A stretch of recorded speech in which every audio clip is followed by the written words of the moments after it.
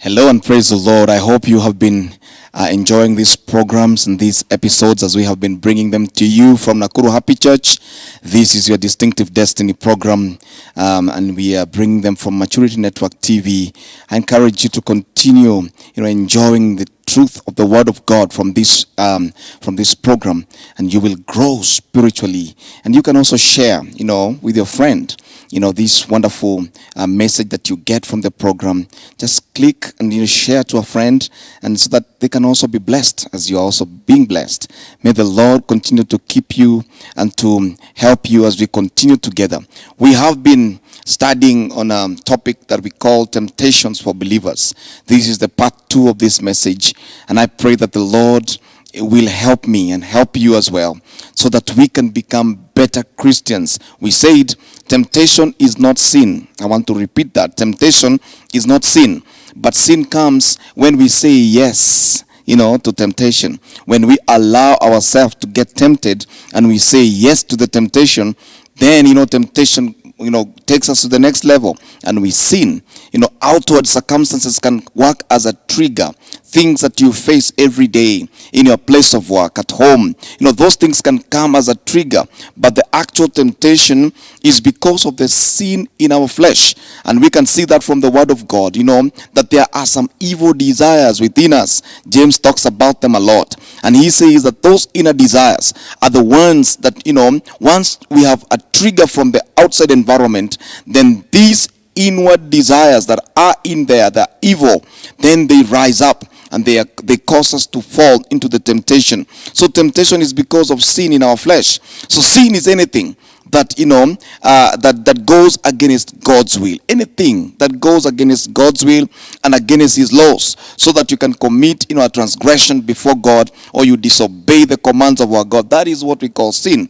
But Jesus is our example, and he is an example of how we can overcome challenges or temptations when they are thrown to us. He is also our power that we can go by to overcome all the temptations. And we saw that in the book of Matthew chapter 4, in the previous episodes, that Jesus overcame, and he overcame the temptations that were thrown at him by the devil. So God has made a provision for all human beings, for all believers. He has made a provision for us so that we can get a victory in our lives over every kind of temptation that comes our way.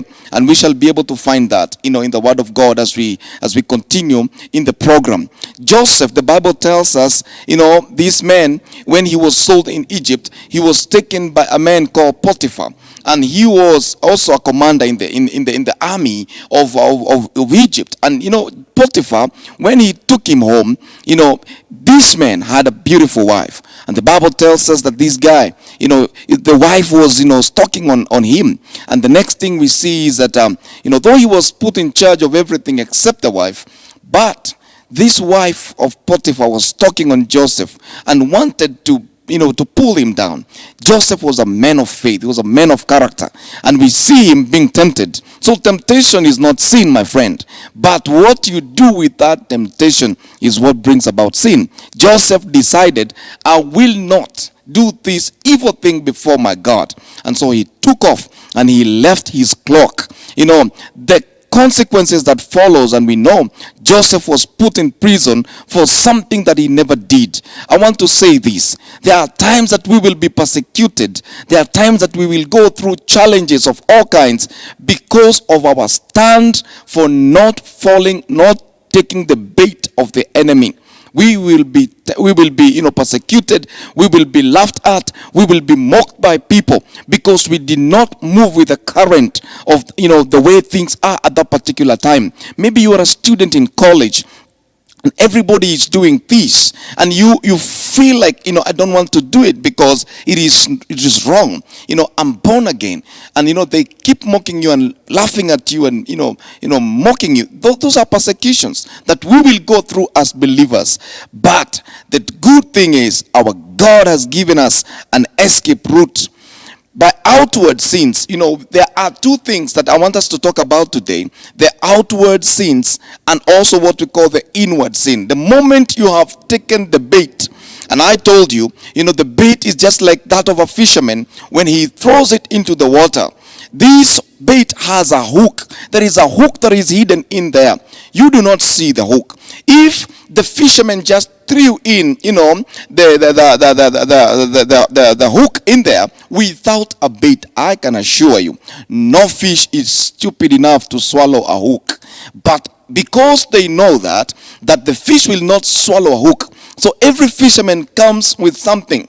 They come with a bait. They come with some, wriggling kind of a thingy, and they plunge it there.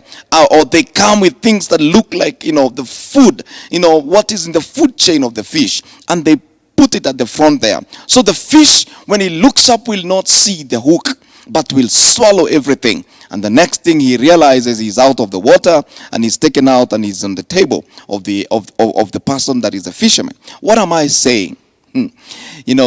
God has helped us, and he has given us an escape route.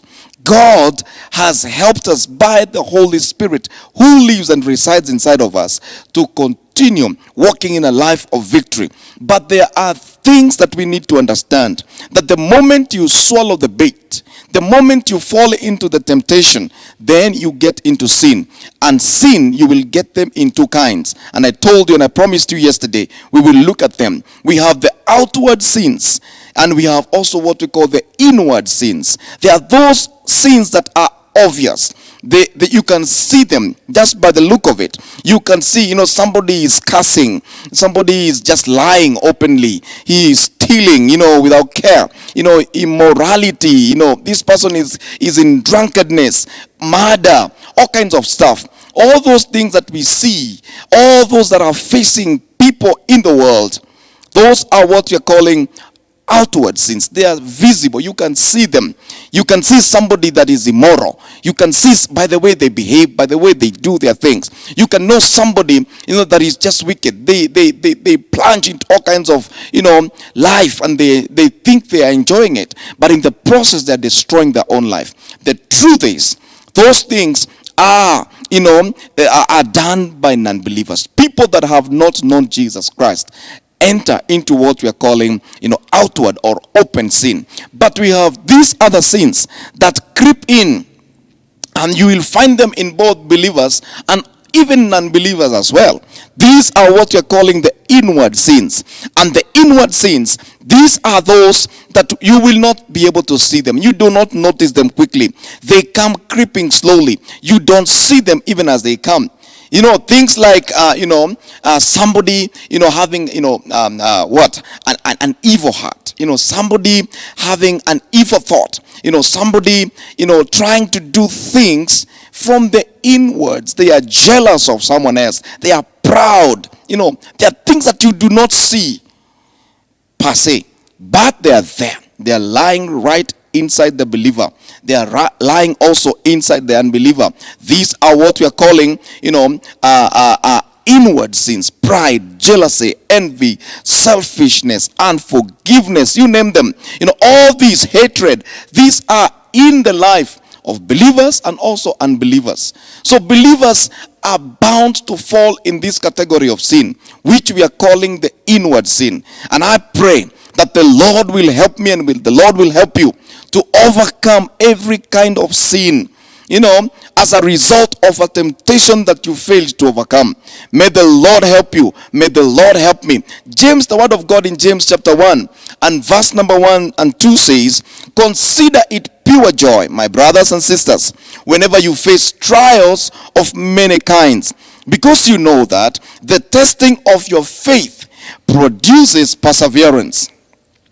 Let perseverance finish its work, so that you may be mature and complete, lacking nothing." Praise the name of the Lord.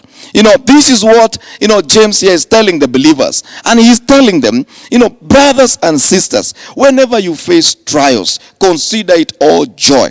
You'll ask me, "Pastor, what is this guy saying? Is it okay then to allow ourselves to be in temptations?" Temptations, you don't invite them. They just come. But when they come, consider it all joy. that they have come. Praise the name of the Lord. Because when they come, then they reveal something else. They cause perseverance to rise up, and then you overcome it and you feel so good. I want to say this. When you are tempted, and and when temptation comes to you, I want you to know that this temptation does not come from God. It does not come from God. It comes from the devil. God does not tempt anyone. Actually, the word of God in James 1 and verse 13 talks about that. When tempted, no one should say, God is tempting me. For God cannot be tempted by evil. Hallelujah. Nor does he tempt anyone. God cannot tempt you. God cannot tempt anyone. And he also cannot be tempted. Praise the name of the Lord. That's why you see Jesus, because he is God, he overcame the temptation, even in Matthew chapter 4, as we read yesterday. And I want to say this. Where does temptation then come from? The word of God continues to say in verse number 14 of James chapter 1 and verse 14 says, but each person is tempted when they are dragged away. Each person is tempted when they are dragged away by their own evil desires and enticed. Then after desire has conceived, it gives birth to sin. Listen to that. When desires, evil desires inside the man, when these desires have conceived, then they give birth to sin. And sin, when it is full grown, gives birth to death. My friend, I want you to see this sequence. It starts with a temptation. The temptation comes to you just like the baited hook to the fish. This temptation, when it is thrown to you, if you are not sensitive enough, you swallow. Then you fall into sin. The moment you are in sin, then what happens? The devil pulls you out of your environment. He pulls you out of salvation. Just like the fish is pulled out of the water. The same thing. The enemy will pull you out of your salvation that you have found in the Lord Jesus. And then we will call you a backslider. And from that moment onwards, you will be just like the fish on the table of the fishermen. Then you will find yourself, as food, as a kind of a delicacy to the enemy. And he will chew you up. He will destroy you. He will cause you to lose eternal life. That is exactly what happens. So therefore, James is telling us that it is the inward desires, evil desires that are inside of us that causes us, to sin, that causes us to give into temptation. This is what we're talking about. So once temptation hits the Christian, the devil desires, the evil desires in this man are activated. I want you to see something here. Take the picture of a magnet. When you move a magnet in a place, in fact, you may look by your own naked eyes and you don't see a piece of metal. But if you want to know that there is metal on the ground, you just move a piece of magnet around there. You will see every metallic thing rising up. Those that are light enough, they will throw themselves up and attach themselves to the magnet. Those that are heavy, though they may not be able to lift as much, but you will see them lifting up. This is why James is telling us, consider it all joy, brothers, when you are tempted. In James chapter 1, consider it all joy when you face temptation. He is saying this, that when you are tempted, when you face temptation, I can read that again. James chapter 1, verse 1 and 2. Consider it pure joy, my brothers and sisters, when you face trials of many kinds.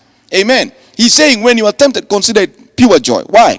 Because when you are tempted, just like the magnet moves and causes every metallic thing to lift, when temptation comes to you and you are born again, any evil desire that was hidden inside of you will rise up. Every evil desire that is hidden in their hatred and forgiveness. You have some kind of a pride in you and you do not know. You think you are okay and you're born again, you're going to heaven, but you are proud. And you do not even notice. It is people that can tell you, by the way you speak, the way you carry yourself, whether you are proud or not. Sometimes we do not know. But there are evil desires inside of us. You are selfish. You have unforgiveness. Maybe somebody, hurt you. And because of that thing, you feel so offended. So you continue to harbor unforgiveness and you're born again. You cry to God every night. You cry to God in the morning. You are every time reading the word of God. But you realize you are still living a defeated life. What's going on? There is something. There is some evil desires. There are some things hidden inside of you that God do not like. And he would want you to deal with them. This is what happens. When you're born again, the Holy Spirit resides inside of you. Now, the Holy Spirit, if he finds some evil stuff inside of you, he will allow you to be tempted. And when you are tempted, those things that are inside of you will start popping up. Just like the magnet causes metallic things to rise. So when temptation comes to you, you will know if you are lustful. If you are a brother and you are full of lust, you will know. Because lust will rise up. When you see a book, when you see some movies, some pornographic materials and stuff, what happens is that the evil desire inside of you will start rising. And it will cause you to go into sin. But the Holy Spirit, the moment he spots that evil desire inside of you, he starts to give you the warning. Friend, there is this thing inside of you. You are born again. You are a church leader. You are a pastor. You are a bishop. You are this or that. You are a leader. You are a member of the church for a long time. But there is anger inside of you. There is lust inside of you. There is unforgiveness inside of you.